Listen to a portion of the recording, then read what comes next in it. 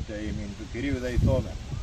Κύριε εις άκουσιν της προσευχής μου ενώτηση τη δέση μου εν τη αληθεία σου, εις άκουσον με τη δικαιοσύνη σου και μη στέλνουν της κρίσης μετά του δούλου σου, ότι ου δικαιωθείστε ενώπιον σου παζών. Ότι κατεδίωξαν εχθρός της ζωήν, την δική μου, ταπείνωσαν εκεί τη ζωή, εκαδίσαμεν σκοτίνησον ως νεμπλούς αιώνων, και εκειδίασεν ετονέ το πνεύμα μου είναι μια ταράχτη καρδία. Εμείς την ημερών αρχαίων, επελέτησαν πάσης έργης των ποιήμας των ξερών και επελέτων, διαπέτασα προσέτας χείρας με εξεκίνου ως γέννης δρόση. Ταχύ εις άκουσον με Κύριε, εξέλιβε το πνεύμα μου, μη αποστρέψει το πρόσωπό μου σαν παίκτης και ομοιωτήσμεν, και το δένος μου λάκων. Ακουστόν ποιησόν με το πριν του ελαιός μου αντιεμισής. Δόρισον με Κύριε οδότης του ρεύση μας και προσέρα την ψυχή μου. Εξοπλέ των εχθρών μου Κύριε προσέκατεύε μας, διδάξω με του πίτου θελημά σου του Θεός μου. Το πνεύμα σου του αγαθόν οδηγήσει με υγεία αυτή.